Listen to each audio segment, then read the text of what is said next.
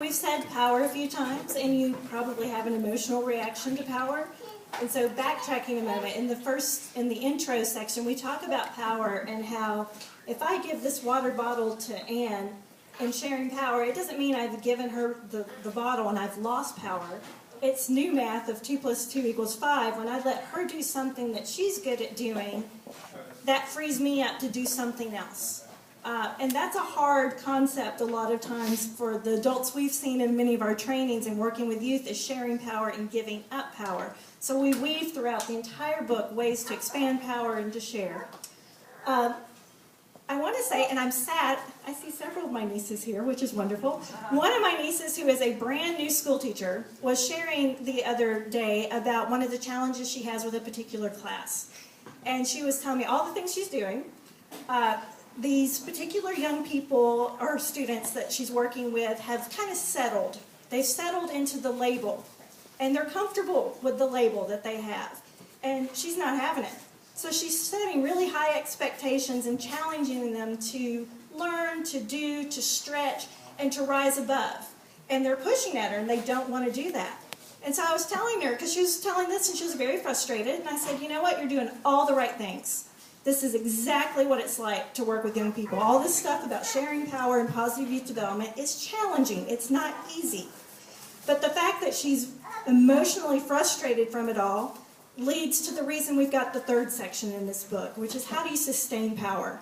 So there are 3 key chapters in this last section, and the first one has a lot to do with social emotional learning. So it's how do you name your emotions, how do you self-regulate, how do you balance things? Because we all know, middle school and high school, the amygdala, the feeling part of the brain, is in overdrive, and the thinking part of the brain is not quite developed, so there's a lot of roller coaster going on. And it's exhausting. Oh, such and such broke up with me, or whatever the case may be. So there are tools in there to teach young people how to sustain their power, how to deal with their own emotions.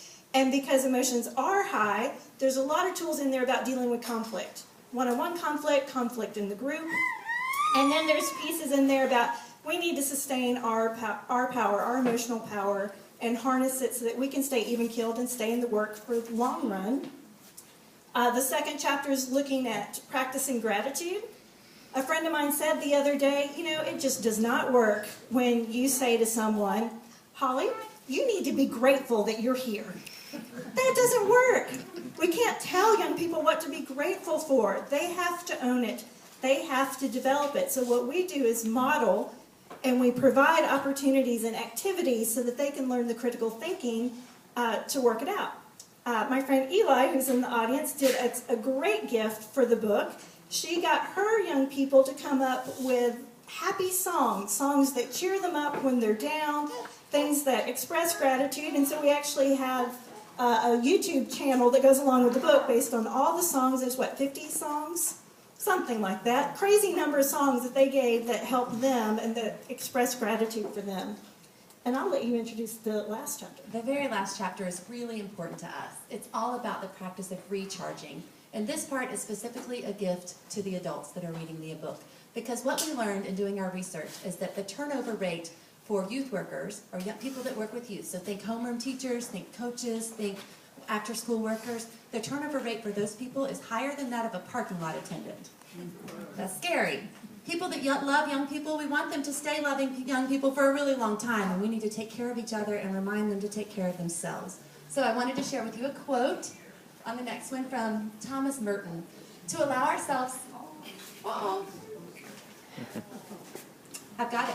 To allow ourselves to be carried away by a multitude of conflicting concerns, to surrender to too many demands, to commit to too many projects, to want to help everyone and everything, is itself to succumb to the violence of our times. Heavy quote. But in not taking care of ourselves, we actually contribute to the violence in our society that we so much want to fight against. So just a challenge to take care of ourselves. And the book has several different journaling opportunities like this to think more about that. That's just another example. So in the last chapter, we're really trying to help you slow down and think about what refuels me. How can I stay in this? How can I stay centered? which is really important.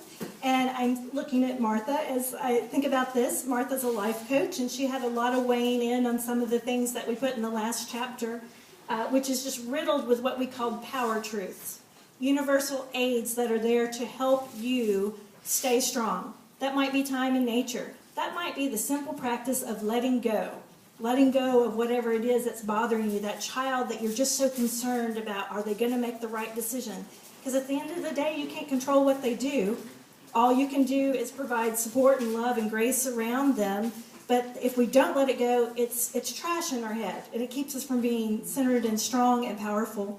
So there's many. And of course, because we love games, if you know our games books, play is in there. So just different universal truths in there that you can look and find what resonates for you.